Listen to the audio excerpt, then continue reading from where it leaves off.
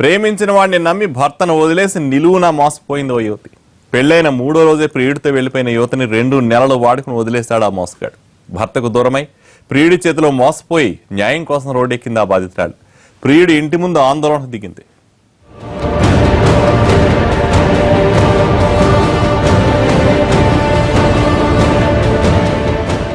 న్యాయం కోసం ప్రియుడి ఇంటి ముందు ధర్నా చేస్తున్న పేరు షహీనా. చిత్తూరు జిల్లా రేణిగుంట బుగ్గ వీధిలో నివాసం ఉంటోంది. స్థానికంగా ఉండే సోమనాథన్ షహీనాలు గతంలో ప్రేమించుకున్నారు. ప్రేమ అంటూ 3 ఏళ్లు తిరిగారు. ఇంటి వాళ్లు షహీనాకు సంబంధాలు చూస్తుండటంతో తనను పెళ్లి చేసుకోమని ప్రియుడిపై ఒత్తిడి తెచ్చింది. పెళ్లి మాటెత్తేసరికి సోమనాథ్ మొహం చాటేశాడు. ప్రియుడి చేతిలో మోసపోయాననుకున్న యువతి తల్లిదండ్రులు కుదిర్చిన పెళ్లి చేసుకుంది. పెళ్లి చేసుకుని కొత్త కాపురం మొదలుపెట్టిన 3వ రోజే షహీనాకు ఊహించని అనుభవం ఎదురైంది. పెళ్లైన 3వ రోజుకే ప్రియుడు మళ్లీ ఎంట్రీ ఇచ్చాడు. నువ్వు లేకపోతే బతకలేనన్నాడు. చచ్చిపోతానని బెదిరించాడు. ప్రియుడు మారిపోయాడని, తనను పెళ్లి చేసుకుంటాడని గుడ్డిగా నమ్మేసింది షహీనా. సోమనాథ్ మాటలు విని భర్తను వదిలేసింది. ప్రియుడితో కలిసి విజయవాడకు వెళ్లిపోయింది. అక్కడ ఓ ఇల్లు అద్దెకు తీసుకుని 40 రోజులు ఉన్నారు. ఈ విషయం తెలుసుకున్న సోమనాథన్ తల్లిదండ్రులు విజయవాడకొచ్చారు. ఇంటికి వచ్చి చక్కగా కాపురం చేసుకోండని పిలిచారు. దీంతో ఇద్దరు రేణిగుంటకొచ్చారు. తర్వాత ఫోన్ల పైన ఫోన్ టార్చర్ చేశారు సార్. లేక నేను చచ్చిపోతున్నాను, వచ్చేసేయండి వెళ్ళిపోదామని చెప్పాడు సార్. తర్వాత అక్కడ మాట్లాడుకొని మేము వెళ్ళిపోయాం సార్ విజయవాడకి. అక్కడ గుడి దగ్గరికి వెళ్తే అక్కడ మాకు ఎవరో తెలిసిన వాళ్ళు మమ్మల్ని తీసుకెళ్ళి రూము, షాప్లో వర్క్ అన్నీ ఇప్పించారు సార్.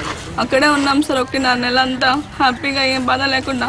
తర్వాత వీళ్ళ డాడీ వాళ్ళు ఫోన్ల పైన ఫోన్లు చేసి వచ్చేసేయండి, వాళ్ళ ఆయన డైవర్స్ తీసుకునేసాడు, మీకు తిరుమలలో పెళ్లి చేసి హౌస్ ఇప్పిస్తా అన్నారు సార్.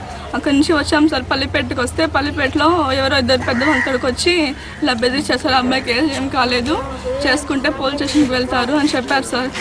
రేణిగుంటకు రాగానే సోమనాథ్ తల్లిదండ్రులు మాట మార్చారు. గతంలోనే పెళ్లైన షహీనాను ఇంట్లోకి రానిచ్చేది లేదని తెగేసి చెప్పారు.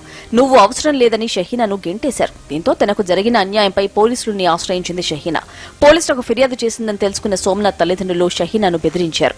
మీ పాప తప్పు చేసి ఉండదు, మీ పాప గట్టకు చెప్పి మీ అల్లుడు కాలిగిలు పట్టుకొని మీకు అడ్డే చేర్పించానంటే మా పాపకు ఒప్పుకుంటాం లేదు, నేను పోను వాడి దగ్గరికి, నాకు ఈడే కావాలా అనేసి అంటుంది. మా అల్లుడు కూడా మాకు వద్దు, ఆ పిల్ల మాకు అవసరం లేదని మధ్యలో పోయి సంతకం పెట్టి ఇచ్చి పంపించేసిన. షహీనాను మోసం చేయాలని ముందే ఫిక్స్ అయిన సోమనాథ్ తన ఫోటోలు ప్రియురాలి దగ్గర ఉండకుండా జాగ్రత్త పడ్డాడు.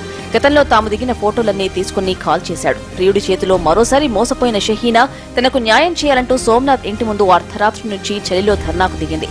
మోసపోయిన తనకు దారి చూపాలని అందరినీ వేడుకుంటోంది.